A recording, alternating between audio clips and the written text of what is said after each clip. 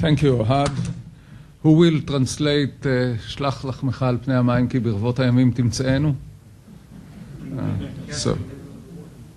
So, anyway, next speaker is Mr. Sherwood Neiss. Sherwood is principal of Crowdfund Capital Advisors. He's a serial entrepreneur and investor. He co-authored the crowdfunding framework used in the Jobs Act that was signed into law by President Obama on April 2012. Sherwood works with clients ranging from governments and banks that are looking for ways to boost economic development in their countries, to investment firms looking for access to increased deal flow that crowdfunding creates. He serves as an advisor to several crowdfunding platforms and crowdfunding technologies, giving him a unique understanding and view of the industry and the market. As an industry leader, Sherwood contributes to several publications, including TechCrunch. He additionally wrote Crowdfund Investing for Dummies. He will be speaking about the Crowdfunding Revolution and You. The stage is here.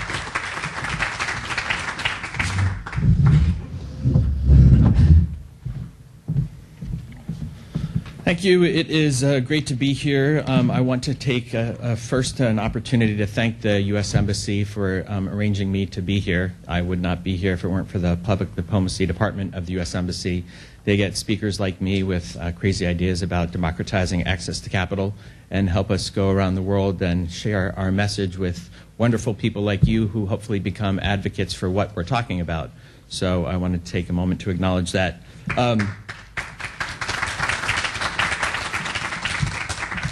I do apologize that this is not going to be in Hebrew. I really should be doing this in Hebrew because a lot of people asked me if I was here in Israel before, and I was here 20 years ago. Just by a show of hands, how many of you have worked on a kibbutz? Okay. How many of you have been kicked off a kibbutz? All right, so that's 3 of us. I worked on kibbutz Kinneret after I graduated from college 20-something years ago, and I realized early on that I was a capitalist. I was not quite content with the inequalities between the volunteers and everyone else. I did not think it was right for the weakest link to be rewarded as everyone else. I got demoted over time from planting tomatoes and picking dates to milking cows and finally kitchen duty. With my complaining, finally the president of the kibbutz sat me down and said, you will make a wonderful capitalist. You are not going to succeed as a socialist on our kibbutz. So with that, I went back to the United States and I got my MBA. And I became a capitalist.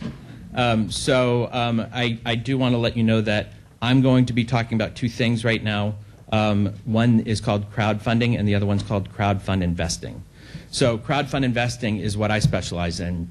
It's securities-based crowdfunding. It's debt and equity-based crowdfunding. It's very different from the Kickstarter. By the way, love that presentation. Took pictures. There's a lot of great information that we can see coming out of donation-based crowdfunding that I think is the basis for why debt and equity-based crowdfunding is going to be huge globally. When I talk about crowdfund investing, just keep in mind I'm talking about debt and equity-based crowdfunding.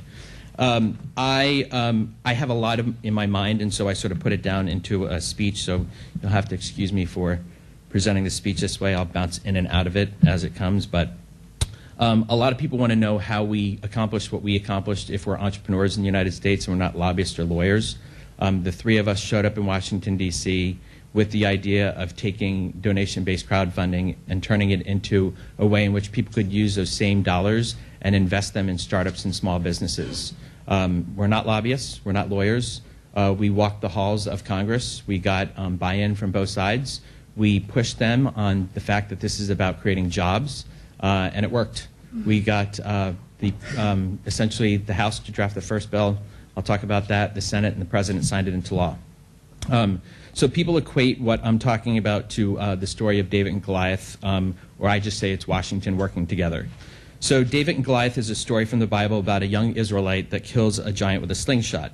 It's about the weak confronting the powerful, and some have related this to our story about legalizing debt and equity crowdfunding. Now, I wouldn't say that our story is the same. We weren't trying to overthrow the U.S. Securities and Exchange Commission. We were just trying to see the securities laws brought to the internet age. We went to Washington, D.C. with a solution to the $0 to $250,000 funding void that exists for our nation's job creators. What we've realized since in the 3 years that we've been working on this and the countries that we've had an opportunity to travel around the world, and I've now been to 21 as of Israel in the past 12 months, is this $0 to $250,000 funding void is a funding void that exists for many startups and small businesses globally. So if we can solve this problem for us and we can get other countries to enact similar legislation, then we seem to solve it for them too. Our solution follows other exemptions that exist in the United States. Exemptions are exclusions from public registrations of stock. The problem with public registrations are the time, the cost, the paperwork, and the bureaucracy.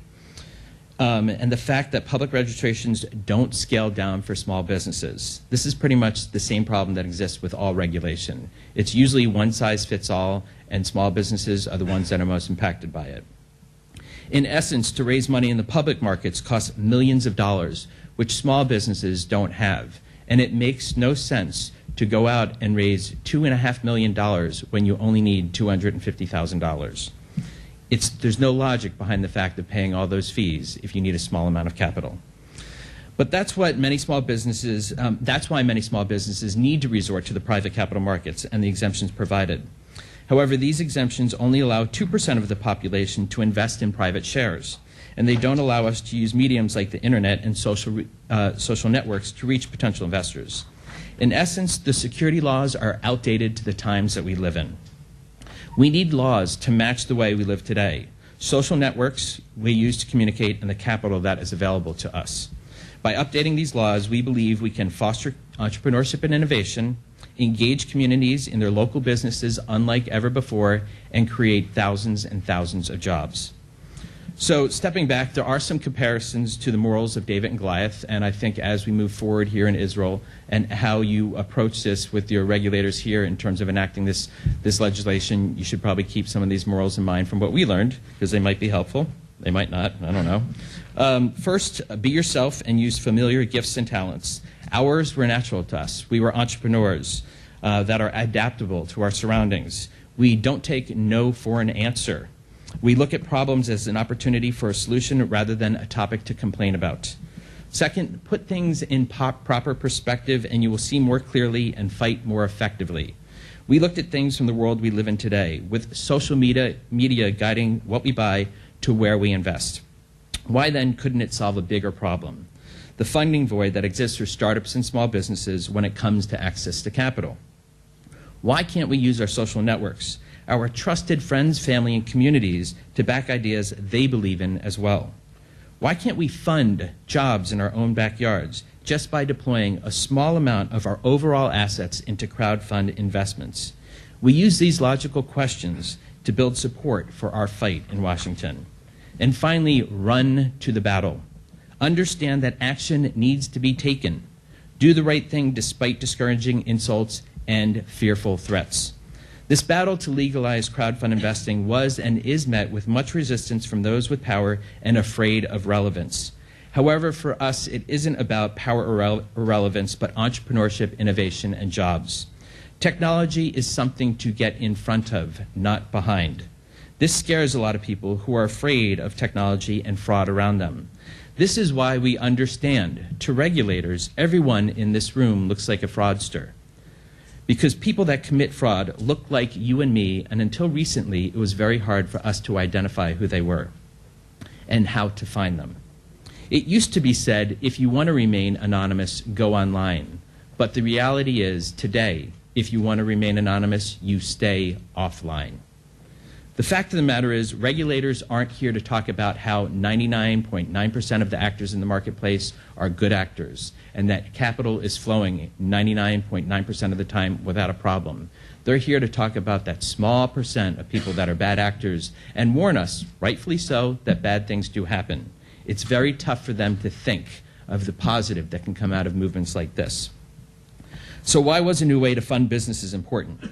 Well, because the financial market structure is inappropriate for the world that we live in today. And this is ever so clear for our startups and small businesses. Take, for instance, the United States. We have 27.5 million small businesses in the United States. They make up 95% of all the businesses there. I was at the Knesset earlier this week, and I learned that that figure is closer to 97% here in Israel. In both countries, these small businesses create the bulk of the new jobs, so they play a critically important role in the economy. Since the collapse of the global financial markets, the public capital to fund these small businesses has shrunk. And if you're thinking of funding yourself with angels or VCs, you are grossly mistaken. In the US last year, only 3,800 companies were funded by VCs. 3,800 out of 27.5 million companies that are looking for capital. That's less than 0.5% of all businesses available out there that get capital from VCs. If you look at the total capital in the global markets, only a small fraction of the overall capital is available to the smallest businesses responsible for creating the majority of the jobs. So let me repeat that in a different way. If you got two pie charts, and one on the left is about capital and one on the right is about jobs, the one on the left is 90% of the capital in the global markets is available for big businesses and public companies. And rightfully so. They've got bureaucracies and infrastructure, and they need that capital. But there's 10% in there that's available for the small businesses. If you look at the second pie chart over here, it's about jobs. Over 65% of the global jobs out there are created by the small business. Is it just me, or does it seem odd to everyone in this room that if that small 10% is providing 65% of the jobs, if we can increase that by another 1, 2, or 3%, we can have a dramatically shift on jobs over here? So capital can both be an enabler, but it can also be a bottleneck if we don't have it. So why do we need another exemption? Well, for that I need to step back and explain. I am an entrepreneur. I co-founded a company, like I said, a capitalist, called FlavorX. We flavored medicines for children so they're more compliant. We went from 1 pharmacy to 40,000 pharmacies in the United States. We had 50 direct employees, 200 indirect employees. Those employees, we paid salaries. They went out and provided economic benefit. They bought things. They had homes. They put their kids through college. It was a wonderful thing. And we realized that this is just a great experience to grow a business, provide jobs, and provide economic prosperity for individuals because it has a recycling impact in our economy. What I realized, though, is you can't do anything without cash. Cash is king. You can't grow a business without it. However, bank lending for the real growth capital is nearly impossible. There has only been one means to raising money for startups and small businesses, and that really is the private capital markets. But you have to have a sweet spot for private money. You can have a great idea that doesn't get funded. That doesn't mean you don't have a fundable idea, just one that they don't want to fund. Without cash, there is nothing. So we turned to the private capital markets 3 times, and we raised money from both our customers and outside investors. Our customers became our investors. They were putting their money where their mouth was. They were voting on our success with their dollars. And it wasn't just money. They were sharing their knowledge, experience, and contacts. They were going out there and talking about their investment in this private company that solved this problem of getting kids to take their yucky tasting medicine and how you should try this product. And as we grew, more customers called and said, how can we become investors in this company? I tried it. I love it. I want to own a piece of it. The reality was that they couldn't. In order to invest in private capital markets, you have to be rich. Sounds crazy, right? Well, there are laws in place that essentially state that investing in the private capital markets is limited to less than 2% of the American population, and it has been that way for the past 80 years. Our biggest challenge at FlavorX was marketing to 300 million Americans. We could solve that problem if we raised $30 million, but we would have to give up a good equity percentage of the company. Was it worth giving up that much percent of the company for a marketing campaign, or was it better off just selling it?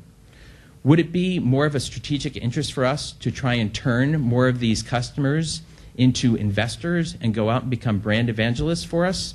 How could we accomplish that if we've got laws that are prohibiting us from the ability to do so? We sold FlavorX in 2007 because we thought it would be easier for a strategic buyer with deeper pockets to accomplish what we couldn't. And I put all my money into the markets 14 days before it hit its high in 2007. Why not? I was told by many people that when you make money, if you want to earn some money, you should take it and not put it in a mattress. Maybe consider putting it in a savings account if you want to just earn a little yield. But why don't you consider diversifying that across equities and maybe bonds and put it in the stock markets, because they're public and they're regulated. Turns out it wasn't such a good investment for me. This is also one of my arguments when it comes to opponents of investing in startups and small businesses. They tell you to stick with the safe investments. However, just like the public markets, there is risk everywhere, and there are no guarantees. And I know that. I'm in it for the long run. My money's still there. I'm not pulling it out. Nonetheless, when we deploy capital, we want to believe that people are going to do what they say. It's tough to monitor in the public markets. That's why we have regulators. However, it's not so hard to monitor when the local investor is your local customer. When they're coming into the store, they see you, they talk to you, they know what's going on in your business on a daily basis. With the global financial crisis, the traditional means of financing our startups and small businesses walked out the door. I know I competed in a startup contest, won, and couldn't raise a dime from the people that funded me before. So that probed a couple questions. If a successful entrepreneur like me couldn't get capital a second time around to create jobs, what were the broader implications? What did this mean for entrepreneurship and innovation, for our nation as a whole? At the same time, we saw the rise of crowdfunding in 2009. But what we've learned from crowdfunding is really what we've learned from the internet and social media. It has created openness and participatory cultures. It has created open business models via open source technology where people are collaborating. This leads to open innovation that turns out in many cases to be many times better than innovation that is developed in silos. Matching this up with open source capital only seems logical. Sharing ideas and collaborating on their success is something that we already do. Believe it or not, if we can match that up with capital formation, people will want to be engaged not only in the business and the ideas, but in how that capital will have a positive impact on that company. So we saw the growth of websites like Kickstarter to fund people with art-related ideas or allow others to pre-order products based on market demand. No demand, don't fund it, and don't build it. What a novel way to start a company, knowing that no money will be wasted if there's no demand up front. That's what I love about Kickstarter. It allows people to test the market validation for a product or service, to let them see if there's people that are interested in buying that product before a dime is deployed. That, I think, is power, and we've seen how Kickstarter has funded over 44,000 projects. There's 100,000 total, but 44,000 were the ones that were successfully funded to the tune of 600 million. My notes had $500 million. So that's another 100 million that's in there. That's amazing. So why is it okay to give away money to people with good ideas on websites like Kickstarter, but it isn't okay to use those same dollars to invest in businesses with great ideas? Why can't we use the principles of crowdfunding, the ability of the crowd to raise a lot of money from small dollar contributions, provided that the crowd has the ability to know who's raising money, that they aren't a bad actor, that they've completed the same disclosures that you need in the private capital markets that include a business plan, a use of proceeds, and evaluation. That's why we started the startup exemption. My peers, Jason Best, Zach Cassidy-Dorian, and I created this exemption. It was a 10-point framework that was an exemption to the security laws, the exemption I was talking about before. It allowed entrepreneurs to solicit up to $1 million from their friends, family, and community on SEC-regulated platforms, provided that they filled out disclosures. It required that there were portals that facilitate the transaction and that you hit 100% of your funding target, much like on Kickstarter. And it mandated that there was investor education and that there were caps and limits on how much investors can put in, and that there was reporting required after you hit your funding target. We brought this to the SEC in January 2011. We were selling the ability to create jobs. The SEC wasn't in the market for buying that. We learned that our best chance for making this happen would be introducing a bill, getting Congress to act on it, and to have the president sign that into law. Sounds pretty simple, right? Well, let me put a little perspective around that for you. In the year that we introduced this bill to Congress, there were 10,200 bills introduced. Of those, 220 became law. Of those 220, the majority of them were naming a bridge, a road, or a national holiday. They were something that pretty much everyone in Washington agreed on. There were only 7 bills of substance that year. Ours was one of them. 1 in 10,200 chance. Luckily, we did not know those odds when we went to Washington. We did approach this from the lens of the entrepreneur. We showed up, we identified the problem, no capital, no jobs. We explained the solution, technology, social media, and the internet. We targeted the staffers that use Facebook, LinkedIn, and Twitter. We built rapport on both sides of the aisle, and we stayed focused. This was about jobs, and that's what Washington was buying. They got it. If we can't get capital to the people that create the businesses, then we won't have economic prosperity. Funny enough, no matter what race, religion, culture, creed, political party, and now we're even learning governments, they don't care. If you're selling jobs, they're buying it, and that's a good thing. So we brought this to Capitol Hill in February 2011. A far-right Republican became our initial champion. He asked us to write up questions we had about the securities laws, about bringing the securities laws to the internet age, and we sent them to the SEC. They replied. He called the first hearing where I had the chance to testify in front of Congress. The White House reached out shortly thereafter, and we provided them a 2-page write-up. The president had a Jobs Act speech in August 2011, and he used 2 sentences from a write-up in that speech saying we needed to look at regulations that were outdated so we can help facilitate capital formation to our nation's job creators. Representative McHenry, a Republican, took on the charge in the House and drafted the first bill that passed the House 40717. Now, you think your government's broken, we think our government's broken, every country thinks their government's broken. No governments seem to be working together these days. 40717 is a pretty bipartisan amount of people working together for the benefit of the people. We understand that was one of the highest bipartisan pieces of legislation that year. 3 bipartisan senators, 2 Democrats who are usually conservative in their regulatory scope, and 1 Republican decided to take the lead in the Senate. It became more contentious as state regulators were worried about their relevancy, and they stepped up their opposition. It passed as part of the Jobs Act 7326 in April 2012, and we were fortunate enough to attend the White House ceremony as President Obama signed our bill into law. And as an entrepreneur showing up in Washington with an idea, I can't tell you how exciting it is to sit with your 2 buddies and elbow them while you're at the White House as the president signs an idea, a crazy idea that you had, into law. Keep in mind, we weren't lobbyists or lawyers. We were entrepreneurs. We used the social network to build our own support and our own crowd. We even crowdfunded a rally in Washington, D.C. Since it passed with such bipartisan support, I often say this is an example of Washington working together. We, just like many other countries and governments, as I was saying, think our government is broken. But the reality is, when we're talking about jobs, they are listening. So crowdfund investing, a lot of people will tell you, and you even started this conversation with VCs came first, well, it's a really ancient practice of friends and family financing.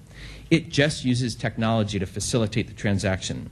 It requires that issuers invite people via their social networks to review the ideas. Social networks, well, they're mainly opt-in communities that require some sort of relationship prior to being accepted. They are based on communication and trust. We trust that the people that we have in our networks are going to share information with us that is true and of relevance and importance to us.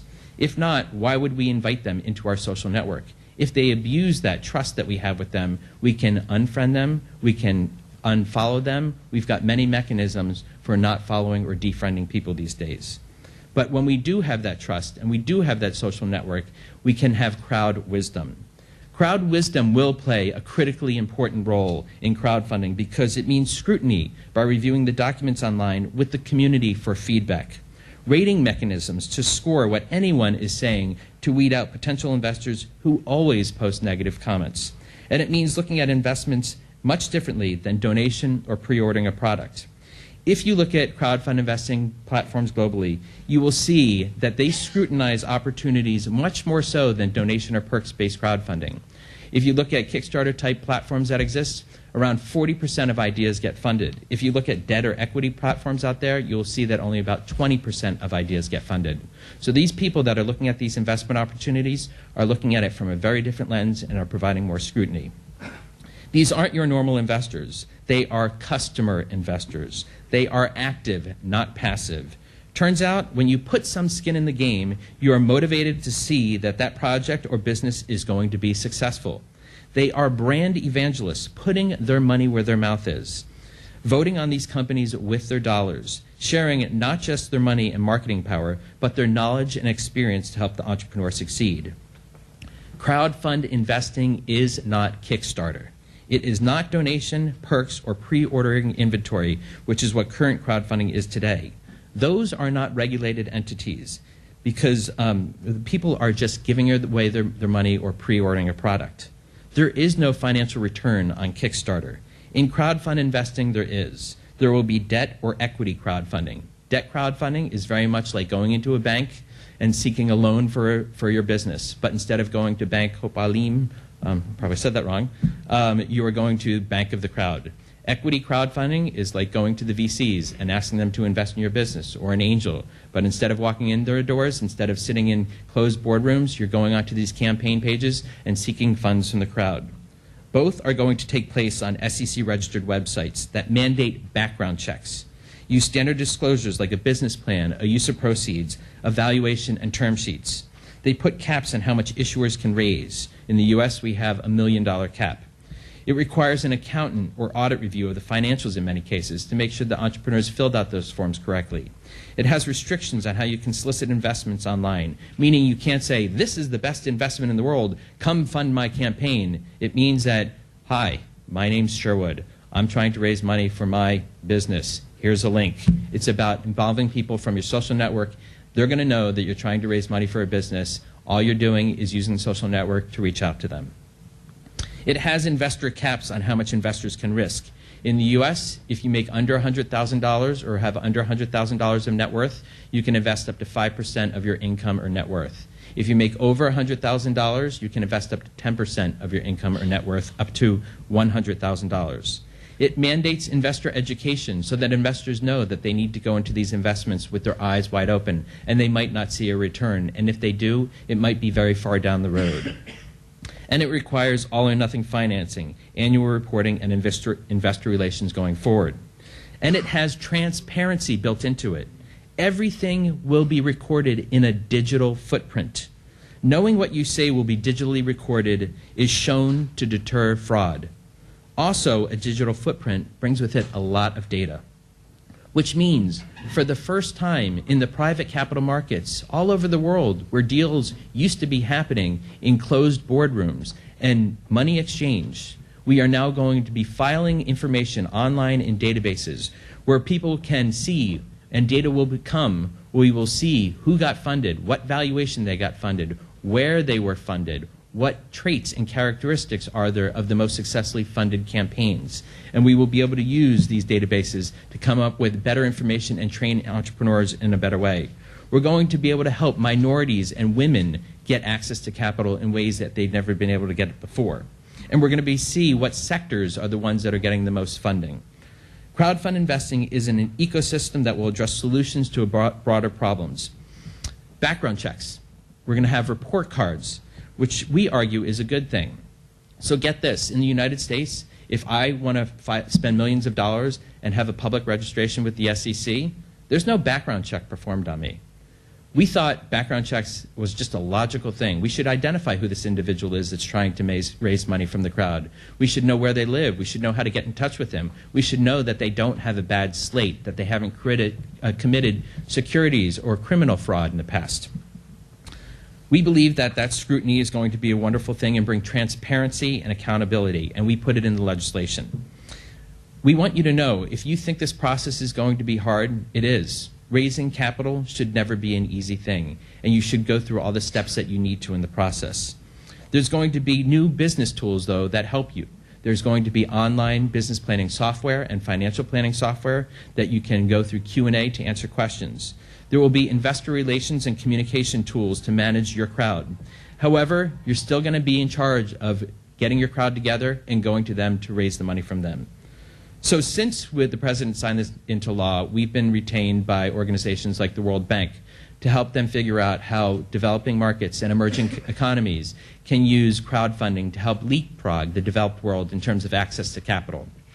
and solve an endemic problem that exists in their borders and all over the world. It's been a really exciting thing because we've seen how if we get it right and we can help them, the World Bank, be an honest broker in this process, we can come up with regulation and frameworks that enable capital formation that will allow money to funnel both within the country and diaspora dollars. The U.S. State Department has looked at this as an opportunity for them to spread global diplomacy. This might actually be one of the cheapest forms of global diplomacy for the United States. Instead of going in and building infrastructure and spending billions of dollars on building infrastructure so people can get around, which is a wonderful thing, I also think going in and having policy talks with regulators about tweaking securities laws to the internet age so we can get capital flowing so people can create their own jobs and their own businesses in their own backyards and be engaged in that is also a wonderful thing. And it's a lot cheaper. The global opportunity for crowdfund investing is going to be over a $100 billion marketplace. I know this because we are going around, like I said, the world, talking to countries, and they're looking at problems that they have within their borders and how this can provide a solution. In Mexico, the government knows that their regulations has kept people from registering with the government, their businesses, and who they're hiring. But what they realize is if we can come up with better registration processes and use crowdfunding, well, then we can get people to incorporate before they go to the crowdsource funds. If they raise that money, the government's going to know who was funded, and then if those businesses go on to hire people, we're going to be able to find out who they hired and are they paying taxes. In Jamaica, there's more Jamaicans living outside of Jamaica than within Jamaica. $100 million a year in diaspora money flows to Jamaica. I understand from a conversation that there's $4 billion in diaspora funds that flow into Israel a year. I think there's people that would like to know what's happening with those diaspora funds. I know from the World Bank's perspective, when it comes to Jamaica, the individuals that are funding, sending the money back, want to know, is it really going to the people that we said it was going to? Are they really using it in the way they said they're going to use it? And the government wants to know, where is this money coming from and how do we keep track of it?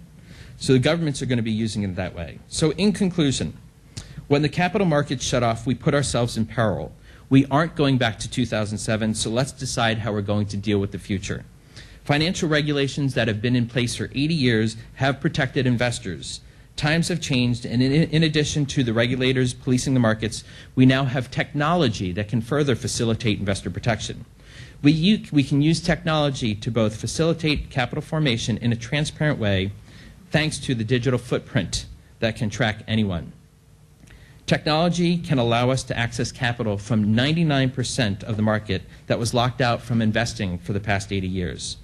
And there's just an insane idea that putting your money into the public markets is safe, but it's really risky of you to put any of your money into a startup or innovation, because that's for the professionals, that's for the VCs. They know what they're doing. However, who knows an entrepreneur better than their friends and family? Who knows whether they are trustworthy and able to execute better than those closest to them? Shouldn't they be allowed to invest in them? Wouldn't bringing communities into the funding cycle de-risk the investment for angels and VCs because they know there's a local monitoring mechanism with a vested interest in the success of that business? In the global crowdfunding crisis, who took the biggest risk with our money? The banks. And we were left with bankruptcies, bailouts, and austerity measures. When crowdfund investing goes live, if something goes wrong, at $1 million cap per issuer, we're not going to have the bailouts like we had in 2008, with limits on how much investors can risk and controlled by technology. We won't have bankruptcies like we did in the global financial crisis. But on the flip side, if we can move 1, 2, or 3% more capital in the private markets to our job creators, we can have a massive impact on the global economic prosperity. Thank you.